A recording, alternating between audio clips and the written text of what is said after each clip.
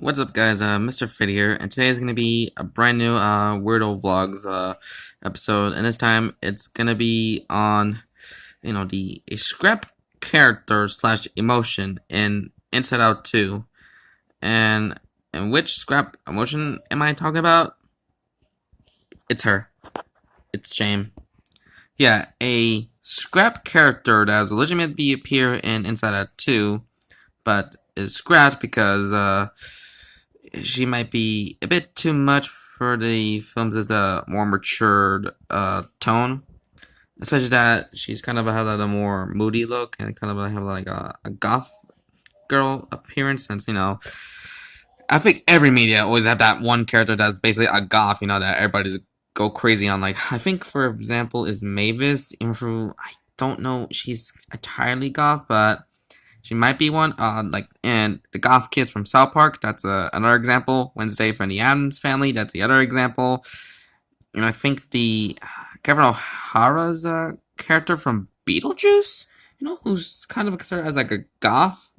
I think, yeah, I think she's like someone like goth. And then her successor, Jenna Ortega, who's like another goth. So yeah, we're almost close to have like a goth emotion. Who's pretty much represents shame. Also, kind of fun and weird that freaking, let's see, ennui and embarrassment's colors has been swapped in this concept art before they just like swapped them up in the final product in the film. And anxiety has like a purple color. I think they had to change it to orange in order to not confuse it with Fierce's iconic purple colors. So yeah, there's that, and another cosmic art that's kind of showcase what Shame's original role is going to be for the sequel. So just hang on a sec. Okay, now we got like more stuff about Shame, and in for she's kind of like loses the goth appearance by these two cosmic art.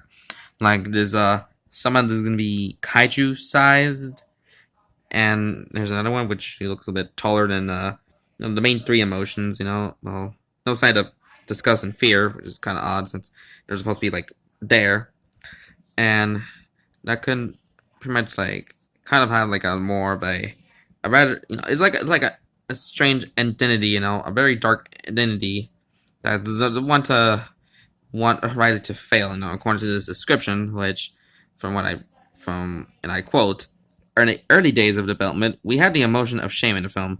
Since we were telling a story of not feeling good enough, we thought it was a key emotion to include. But as we tried to incorporate her into the story, we found that she came off very arch, like a cartoony villain who didn't love and care for Riley, who just wanted to see her fail. It did teach us the lesson that all of Riley's emotions need to come from a place of love for her, even our antagonist. Yeah, so, this kind of makes sense that, why Shame has to be cut, because she's kind of a bit too evil for like wanting Riley to fail, and just she's like more like born from hatred. So there's that, and I think there has to be more cosmic art over her, which she has like a more different look than what we got here. So just hang on a sec. Okay, here it is. There's just like two same images, but with like a different lighting and such.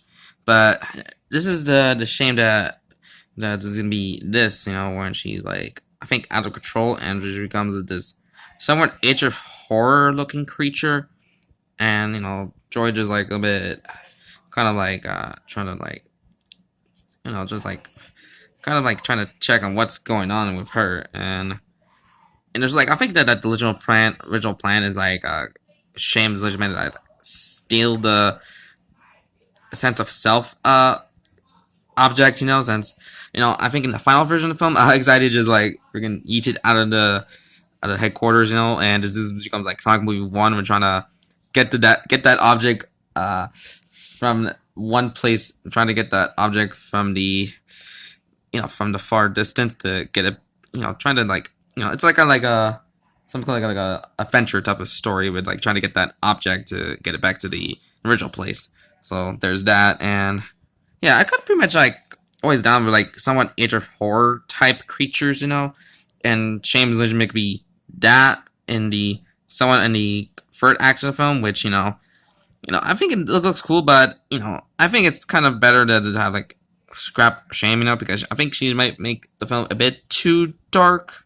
Since Anxiety is like kind of a better antagonist than Shame, because we can relate Anxiety on like those type of situations, where we had to make something good, especially how I just wanted to make all my videos as good as possible, especially my shorts, since I was just like always been ahead trying to get all the shorts out and the videos like throughout the month, so I won't gonna miss out on the schedule on a new video.